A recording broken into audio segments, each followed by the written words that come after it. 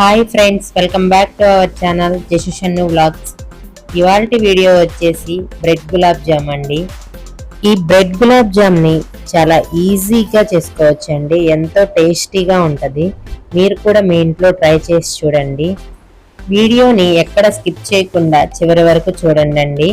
సరే, ప్రాసెస్లోకి వెళ్ళిపోదాం. ప్రాసెస్లోకి వెళ్ళే ముందు మా ఛానల్ని ఎవరైనా ఫస్ట్ టైం చూస్తున్నట్లయితే ప్లీజ్ సబ్స్క్రైబ్ చేసుకోండి, జషు షన్ను వ్లాగ్స్. సరే, ప్రాసెస్లోకి వెళ్ళిపోదాం. ముందుగా 5 బ్రెడ్ పీసెస్ని తీసుకోవాలండి. ఈ 5 బ్రెడ్ పీసెస్ని సైడ్స్ కట్ చేసుకోవాలి, ఎడ్జెస్ మొత్తం కట్ చేసుకోవాలండి. వీడియోలో చూపించే విధంగా ఎడ్జెస్ని ఇలా బ్రౌన్ పార్ట్ మొత్తం కట్ చేసి వైట్ పార్ట్ మాత్రమే తీసుకోవాలండి.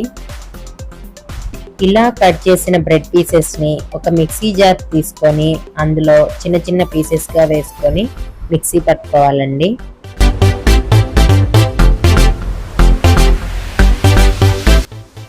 ఇలా మెత్తటి పొడిలాగా మిక్సీ వేసుకోవాలండి.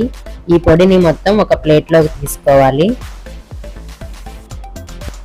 పొడిని మొత్తం ఒకసారి బాగా కలుపుకున్నాక కాచి చల్లార్చిన పాలని కొద్ది కొద్దిగా వేసుకుంటూ పొడిని మొత్తం ఒక మెత్తటి ముద్దలాగా కలుపుకోవాలండి. పాలను మొత్తం ఒకేసారి అయితే వేయకూడదు, కొద్ది కొద్దిగా పోసుకుంటూ కలుపుకోవాలి.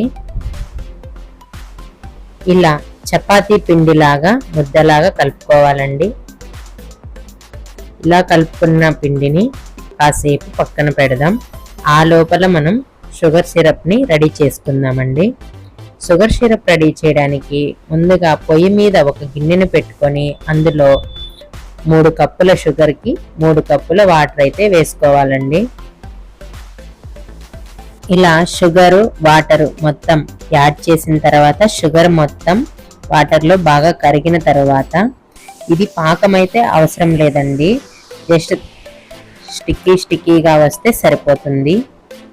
పూర్తిగా పాకం అయితే రానివ్వకూడదు, అలా అని చక్కెర కరిగిన వెంటనే మాత్రం గ్యాస్ ఆఫ్ చేయకూడదు. ఈ విధంగా స్టిక్కీగా వచ్చిన తర్వాత మాత్రమే గ్యాస్ ఆఫ్ చేసుకోవాలండి.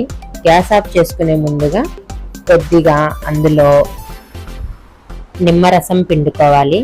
ఇలా పిండడం వల్ల పాకం అయితే చిక్కబడదండి, అలానే ఉంటుంది. ఇందులోనే కొద్దిగా ఇలాచీ పౌడర్ని కూడా వేసుకొని బాగా కలిపిన తర్వాత గ్యాస్ ఆఫ్ చేసి మూత పెట్టుకొని పక్కన పెట్టుకోవాలండి.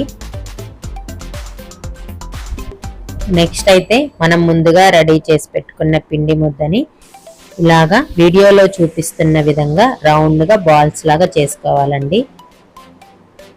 చూడండి, ఫస్ట్ కొద్దిగా పిండి ముద్దను తీసుకొని 2 చేతుల మధ్యలో పెట్టి ఇలా ఒత్తిన తర్వాత ఇలా రౌండ్గా చేసుకోవాలండి. క్రాక్స్ ఏం రాకుండా నీట్గా బాల్స్ లాగా చేసుకోవాలి. ఇలా చేసుకున్న బాల్స్ మొత్తాన్ని ఆయిల్లో డీప్ ఫ్రై చేసుకోవాలండి. ఆయిల్ డీప్ ఫ్రై చేయడానికి ముందుగా ఒక కడాయి పెట్టుకొని అందులో కొద్దిగా ఆయిల్ వేసుకోవాలి. ఇలాగా ఆయిల్ బాగా హీట్ అయిన తర్వాత అందులో మనం ముందుగా రెడీ చేసి పెట్టుకున్న బాల్స్ని కొద్దిగా వేసుకోవాలండి. అన్నీ ఒకేసారి అయితే వేసుకోకూడదు. ఇలా మొత్తం వేసిన తర్వాత వెంటనే గరిట పెట్టి అయితే కలపకూడదండి. కొద్దిగా అవి పైకి తేలేంత వరకు ఉంచిన తర్వాత నెక్స్ట్ గరిట పెట్టి కలపాలి. అలా స్మూత్గా అంటే సరిపోతుంది, లేదంటే బాల్స్ మొత్తం క్రాక్స్ వచ్చే అవకాశం ఉంటుంది. ఇలా వీడియోలో చెప్పిన టిప్స్ అన్నీ నీట్గా పాటిస్తూ చేసుకుంటే గులాబ్ జాములు అయితే చాలా నీట్గా వస్తాయి. గోల్డెన్ బ్రౌన్ కలర్ వచ్చేంత వరకు ఫ్రై చేసుకున్న తర్వాత వాటిల్ని తీసేయాలి.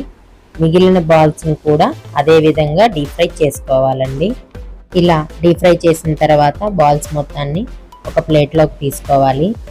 నెక్స్ట్ అయితే మనం ముందుగా రెడీ చేసి పెట్టుకున్న ఈ షుగర్ సిరప్ కాస్త వేడిగా ఉండేటట్టు చూసుకోవాలి. వేడిగా లేకపోతే కొద్దిగా సెగ పెట్టుకోవాలండి. కొద్దిగా వేడి చేసుకొని వేసుకోవాలి. నాకైతే వేడిగానే ఉండింది షుగర్ సిరప్. అందులో మనం ముందుగా రెడీ చేసి పెట్టుకున్న బాల్స్ మొత్తాన్ని ఆ షుగర్ సిరప్లో వేసేసి మూత పెట్టుకొని ఒక 1/2 అవర్ అలా వదిలేసేయాలండి. 1/2 అవర్ తర్వాత ఓపెన్ చేసి చూస్తే చూడండి, ఎంతో టేస్టీగా ఉండే బ్రెడ్ గులాబ్ జామ్ అయితే రెడీ అయిపోయిందండి. ఈ బ్రెడ్ గులాబ్ జామ్ని కాసేపు ఫ్రిడ్జ్లో పెట్టుకొని కూడా తింటే చాలా చల్లగా చాలా రుచికరంగా ఉంటుంది. కూడా ఈ బ్రెడ్ గులాబ్ జామ్ని మీ ఇంట్లో ట్రై చేసి ఎలా వచ్చిందో కామెంట్ సెక్షన్లో కామెంట్ చేసి చెప్పండి. బాయ్ అండి.